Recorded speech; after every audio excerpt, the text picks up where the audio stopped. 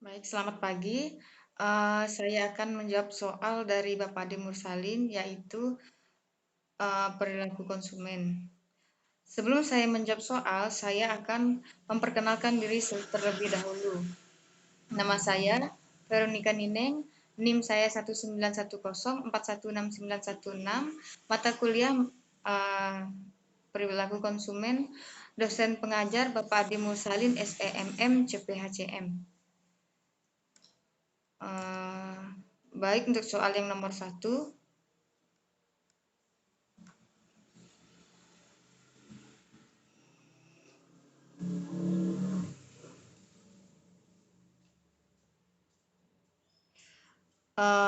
perilaku konsumen menurut para ahli. Penjelasan mengenai pola tindakan seorang konsumen ini juga memiliki definisi tersendiri dari para ahli.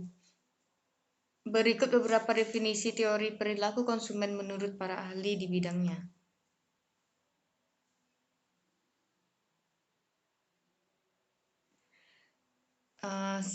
Schiffman dan Knuth 2000 mengatakan bahwa teori ini adalah studi tentang bagaimana seseorang membuat sebuah keputusan untuk membelajarkan sumber daya yang mereka punya, misalnya uang, waktu, dan tenaga mereka untuk mendapatkan produk yang akan dikonsumsi.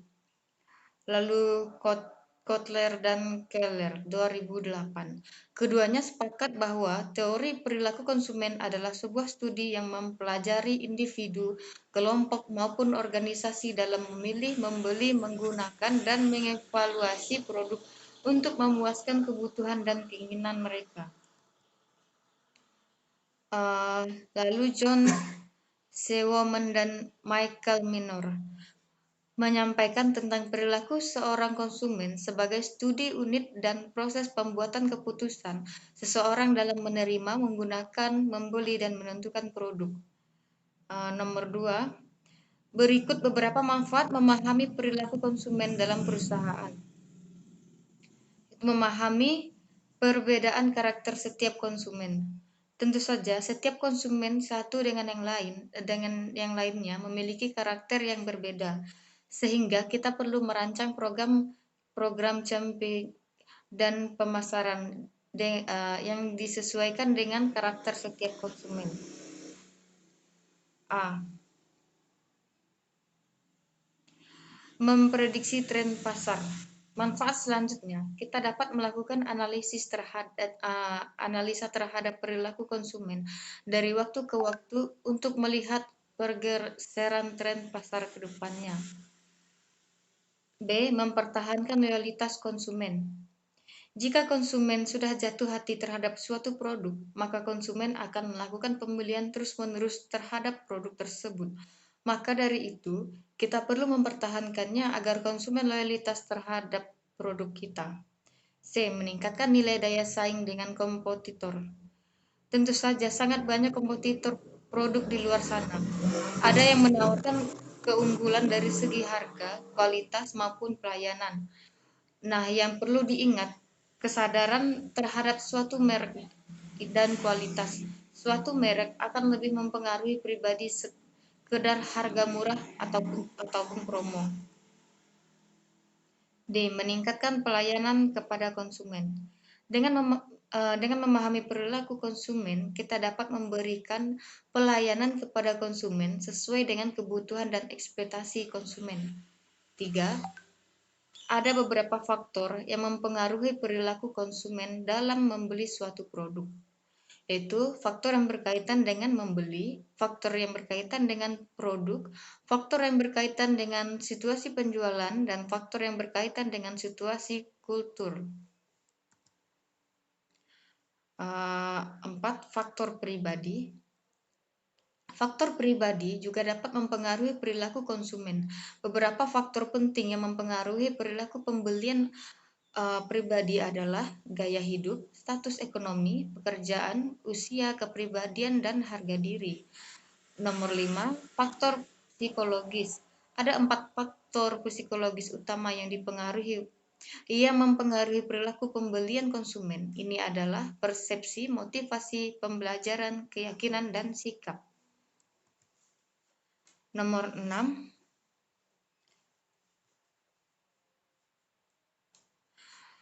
Ada 4 faktor psikologis utama yang mempengaruhi perilaku pembelian konsumen. Ini adalah persepsi, motivasi, pembelajaran, keyakinan, dan sikap. Motivasi. Tingkat motivasi juga mempengaruhi perilaku pembelian pelanggan. Setiap orang memiliki kebutuhan yang berbeda, seperti kebutuhan psikologis, kebutuhan biologis, kebutuhan sosial, dan lain-lain. Sifat persyaratan adalah beberapa lebih mendesak, sementara yang lain kurang mendesak. Oleh karena itu, kebutuhan menjadi motif ketika yang paling mendesak untuk memimpin individu untuk mencari kepuasan. Persepsi. Memilih, mengatur dan menafsirkan informasi dengan cara menghasilkan pengalaman yang berarti di dunia disebut persepsi. Ada tiga proses persepsi yang berbeda yang merupakan perhatian selektif, distributor selektif, dan retensi selektif.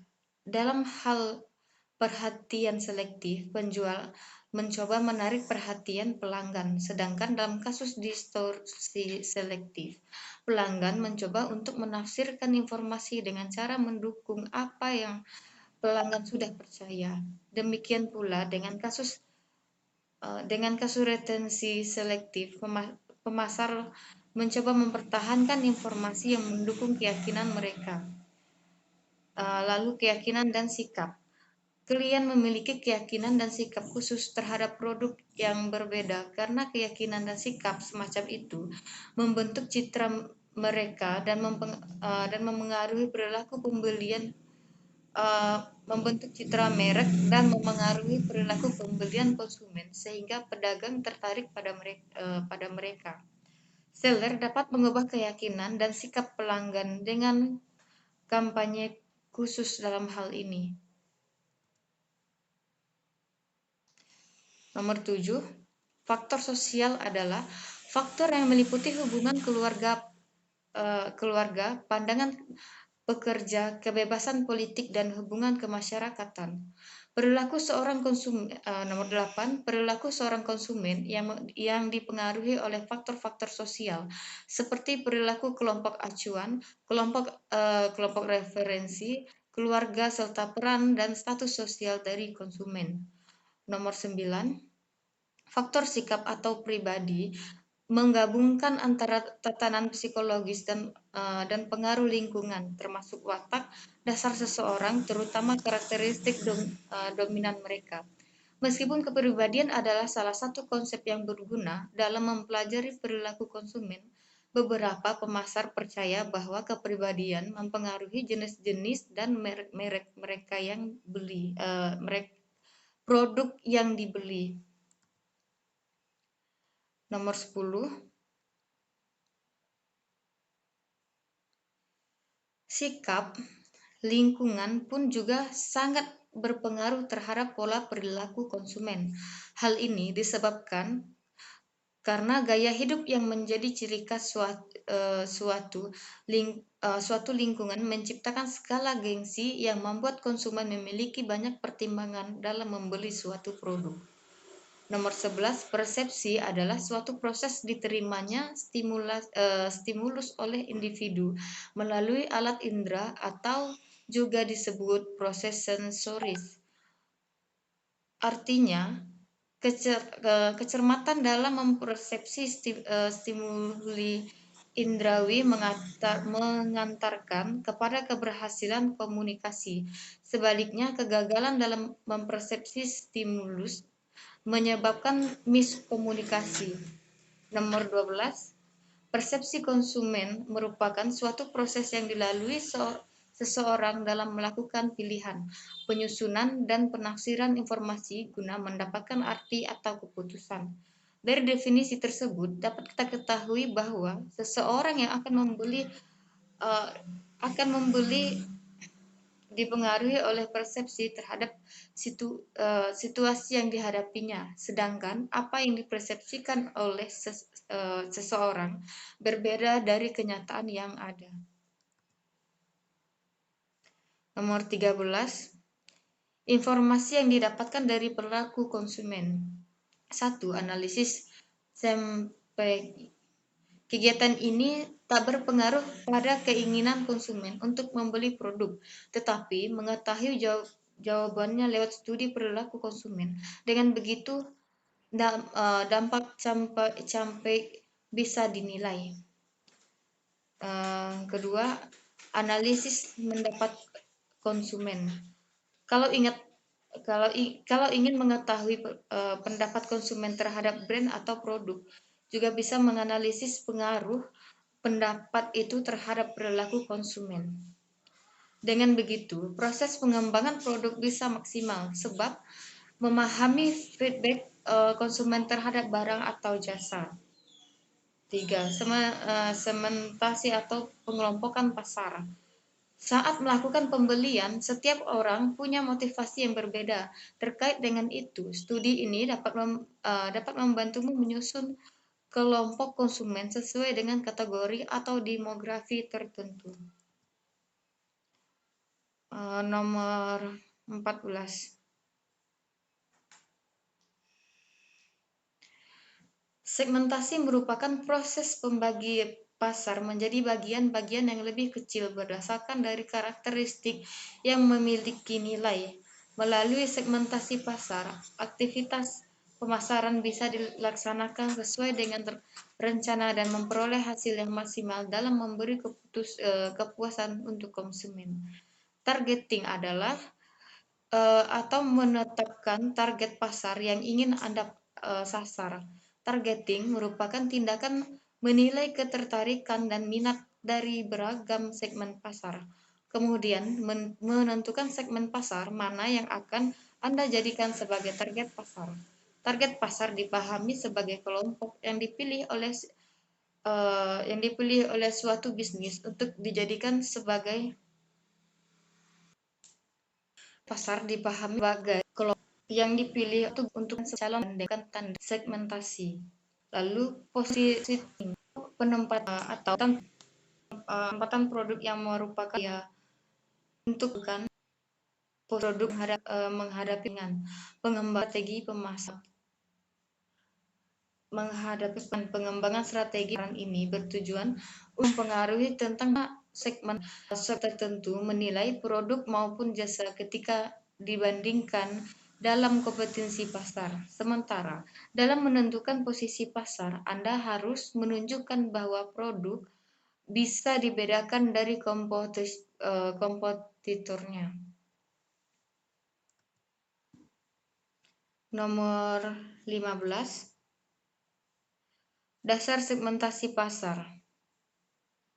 Segmentasi pasar atau market segmentation adalah pembagian kelompok konsumen atau pembeli pada suatu bisnis yang memiliki kebutuhan, karakteristik, serat perilaku berbeda atau heterogen di dalam pasar tertentu yang kemudian akan menjadi suatu pasar homogen nantinya dan menjadi sasaran pasar dengan strategi tersendiri.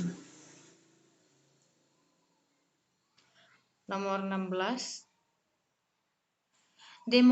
Demografis. Dalam segmentasi pasar dapat dikelompok-kelompokkan berdasarkan demografisnya. Demografi digunakan sebagai dasar dalam melakukan segmentasi karena beberapa alasan, yaitu karena masalah kependudukan yang mudah diukur dan kebutuhan dari konsumen maupun pembeli berkaitan erat dengan variabel-variabel kependudukan. Nomor 2. Geografis. Segmentasi pasar mempengaruhi faktor geografis, artinya adalah dalam melakukan segmentasi strategi segmentasi dasar dasar mengelompokkan konsumennya menggunakan aspek geografis seperti lokasi, tempat ataupun daerah. Dengan memperhatikan geografis, maka segmentasinya dapat dikembangkan menjadi beberapa bagian seperti wilayah, iklim, dan daerah kepadatan penduduknya. 3. Psikografis. Psikografis di sini artinya adalah pengelompokan pasar yang berdasarkan pada ciri-ciri kepribadian dari konsumen. Segmentasi pasar berdasarkan psikologis ini meliputi kelas sosial, gaya hidup, dan kepribadian. 4. Distribusi. Segmentasi distribusi artinya adalah bahwa pembagian target pasar harus berdasarkan distribusi produk dari perusahaan. Contohnya, apabila perusahaan membuat website, maka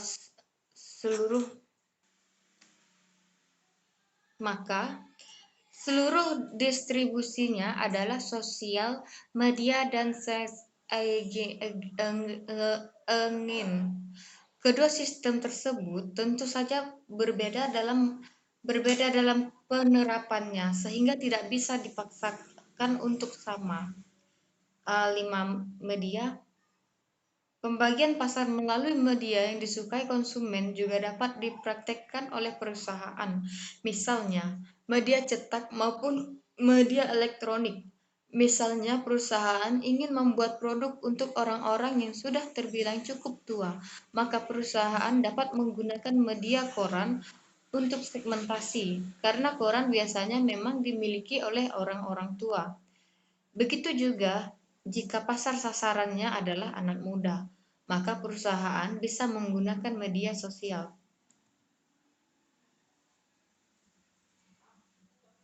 6. Harga. Kekuatan ekonomi atau pendapatan masing-masing orang tentunya berbeda-beda, sehingga dengan begitu perusahaan harus membuat produk dan menentukan harga sesuai dengan target pasar yang ingin dituju oleh perusahaan. Perusahaan perlu untuk mengatur produknya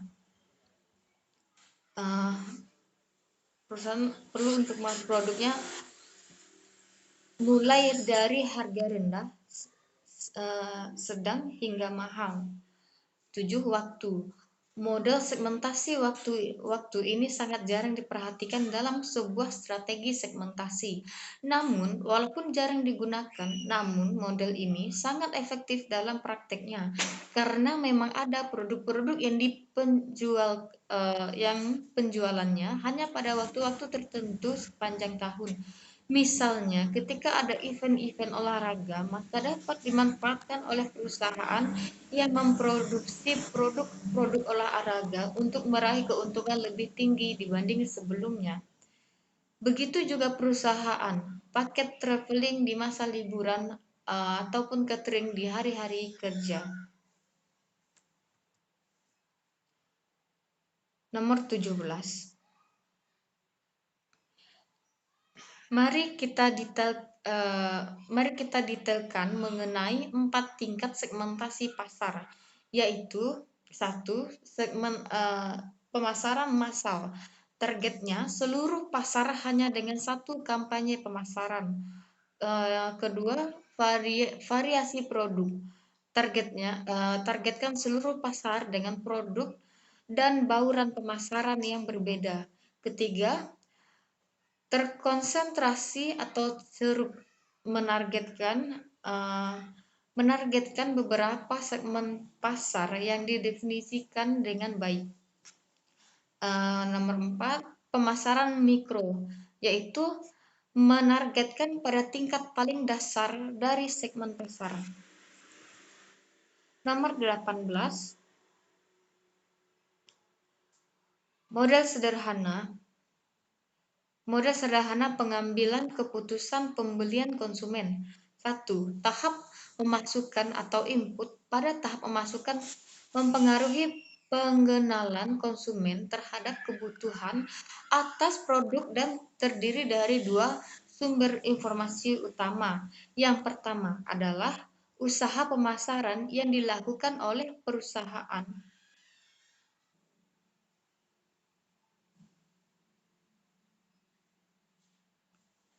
Yang pertama adalah usaha pemasaran yang dilakukan oleh perusahaan, produk, harga, promosi, dan tempat. Kemudian yang kedua adalah pengaruh sosiologis eksternal atas konsumen, yaitu keluarga, teman-teman, tetangga, sumber informal dan non-komersial lain, kelas sosial, serta keanggotaan budaya dan sumber daya. Nomor 2 yaitu tahap proses. Pada tahap ini memfokuskan pada bagaimana cara konsumen dalam mengambil keputusan yang dipengaruhi oleh faktor psikologis, motivasi, persepsi, pengetahuan, kepribadian, dan sikap. Kemudian pada tahap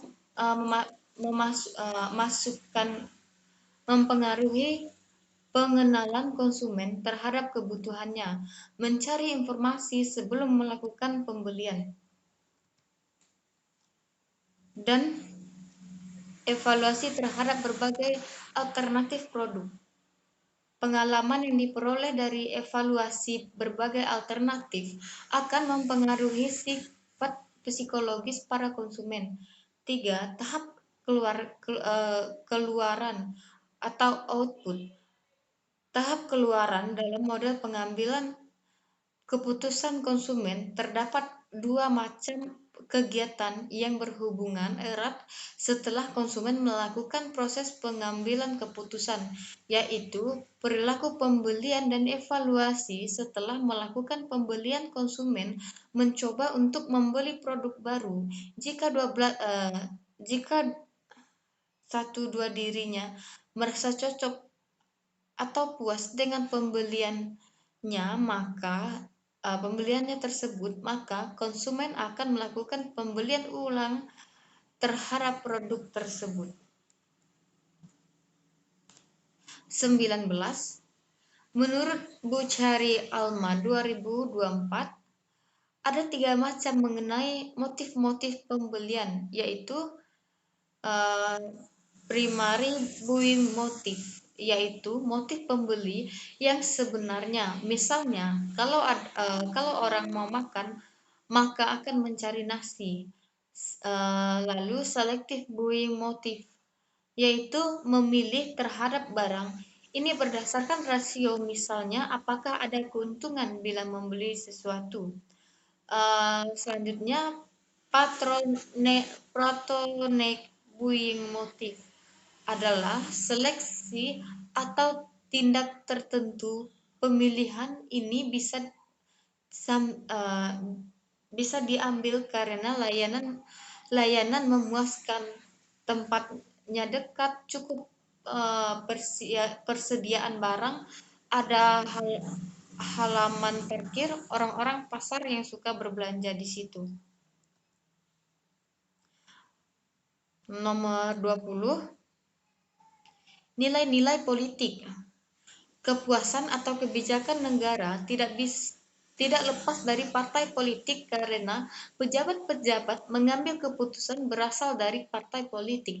Dalam mengambil keputusan dari berbagai macam alternatif yang tersedia, maka dipilih alternatif yang berkepentingan dengan partai politiknya ataupun kelompok-kelompok klien dari partai politik dan badan atau organisasi yang dipimpinnya. Keputusan-keputusan yang lahir tidak mustahil dibuat untuk kepentingan partai politiknya dan digunakan sebagai instrumen untuk memperluas pengaruh politik untuk mencapai tujuan dari kelompok kepentingan yang bersangkutan. Nomor 2, nilai-nilai organisasi. Nilai-nilai organisasi yang dimiliki akan mempengaruhi pengambilan keputusan, khususnya organisasi pemerintah atau yang disebut dengan birokrat. Hal ini disebabkan karena struktur organisasi yang ada di birokrat memiliki sistem kontrol yang terorganisasi. Sistem kontrol dapat berupa sanksi yang dapat memaksa organisasi di bawahnya untuk mengikuti perintah dari organisasi di atasnya. Hal ini dilakukan dengan berbagai macam alasan, yaitu antara lain A. Untuk mempertahankan kedudukan organisasi agar tetap eksis. B. Untuk meningkatkan dan memperlancar program-program dan kegiatan organisasi. C. Untuk mempertahankan kekuasaan dan hak-hak istimewa yang mungkin ada dalam organisasi. 3. Nilai-nilai pribadi. Setiap orang mempunyai kebutuhan seperti yang diungkapkan oleh Maslow, di mana orang memiliki kebutuhan fisik sampai kebutuhan untuk mengaktualisasi diri.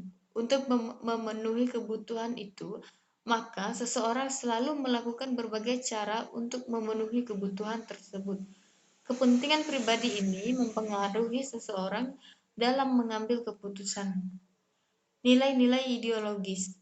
Ideologi menjadi pedoman bertindak bagi masyarakat yang meyakinkannya. Pada hakikatnya merupakan serangkaian nilai-nilai dan keyakinan yang secara logis saling berkaitan. 5. Nilai-nilai moral. Selain beberapa kepentingan di atas, maka ada faktor lain yang memiliki pengaruh terhadap pengambilan keputusan, yaitu kepentingan umum atau kepentingan masyarakat. Nomor 21. Ada 4 unsur pandang dalam menganalisis pengambilan keputusan konsumen. Pertama adalah sudut pandang ekonomis, dan kedua adalah sudut pandang pasif. Sudut pandang ketiga adalah sudut pandang kognitif, dan yang terakhir adalah sudut pandang emosional. Sudut pandang ekonomis, pandangan ini melihat konsumen sebagai orang membuat keputusan secara rasional.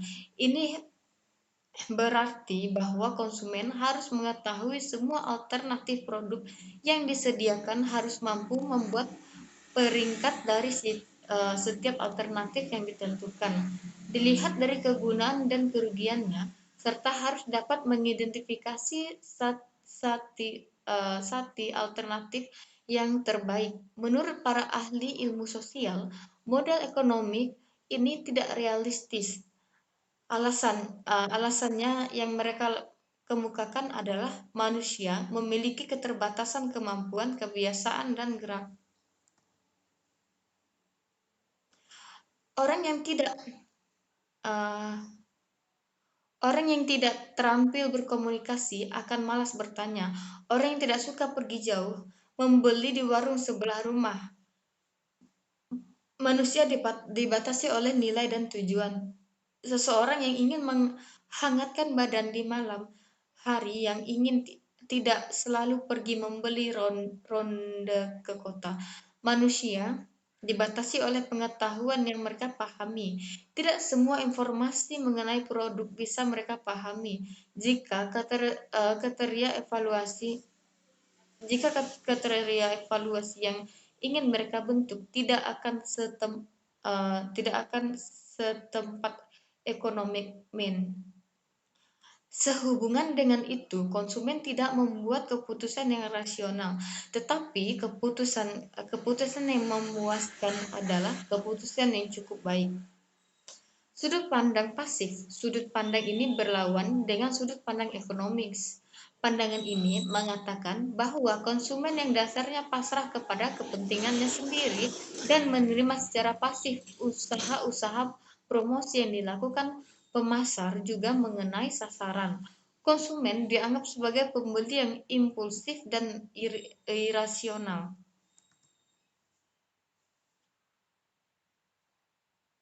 Lalu